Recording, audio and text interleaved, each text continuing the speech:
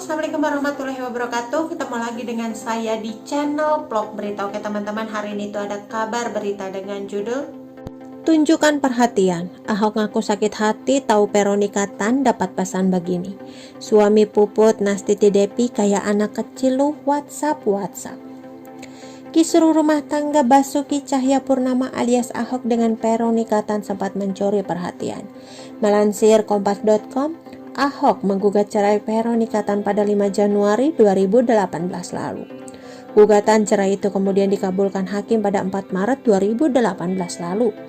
Setelah bercerai, Ahok langsung menikah dengan Puput Nastiti Depi, anggota polisi yang merupakan mantan ajudan Veronica Tan.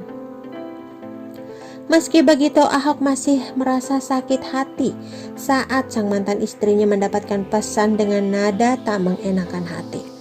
Dilansir dari Hotgrid.id, Ahok menceritakan hal itu saat diwawancarai di podcast Magna Talks bersama Iyas Lawrence. Memangnya, dari siapa pesan itu?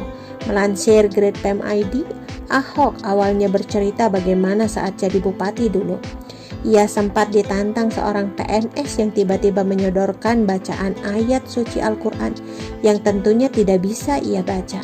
Atau bagaimana saat ia pun dipertanyakan dalam agamanya sendiri karena ia menolak berkampanye di gereja.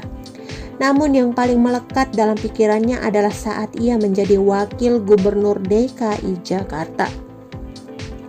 Ahok cerita bagaimana ia sudah menawarkan semuanya untuk menyelamatkan warganya. Namun yang didapatnya adalah ucapan yang membuatnya sakit hati.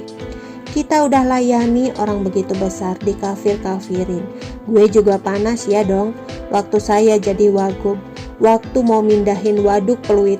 Karena kalau naik 10 cm lagi, itu tembok laut jebol mati nih orang ribuan di dalam.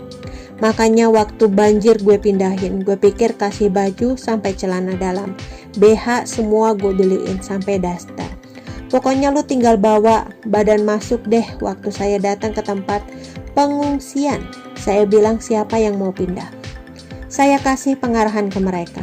Saya yakinkan mereka, kalian akan dapat kartu Jakarta Pintar. Anak-anakmu dapat duit, naik bus nggak bayar.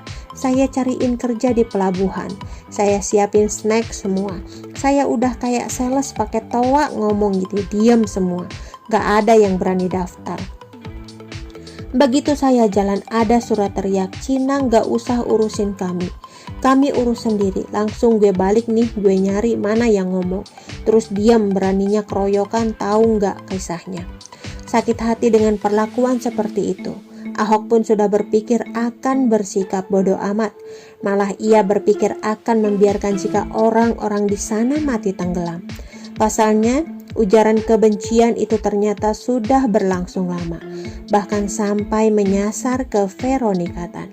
Saya pikir orang pada teriak kayak anak kecil lu pada WA lah, sampai ke mantan istri saya si Pero WA-in, gue bilang gak bisa lu orang pada WA loh, ujarnya. Namun saat Ahok berdoa meminta petunjuk pada Tuhan, ia mendapat iluminasi baru. Ia bercerita bagaimana ia mendapatkan gambaran tentang kisah Musa, tentang bagaimana Musa sudah diberikan mukjizat sebegitu besar oleh Tuhan, sampai bisa membelah Laut Merah. Namun pengikutnya yang satu ras dan satu keyakinan masih memiliki pemikiran untuk memukul Musa. Makanya Ahok sendiri akhirnya malu dan berpikir bahwa Musa yang hebat saja bisa mendapatkan pengkhianatan apalagi dirinya.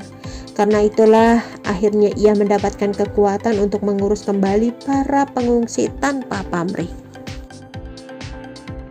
Oke teman-teman, itu sedikit berita dari channel vlog berita. Sampai ketemu lagi di berita-berita selengkapnya. Assalamualaikum, bye-bye.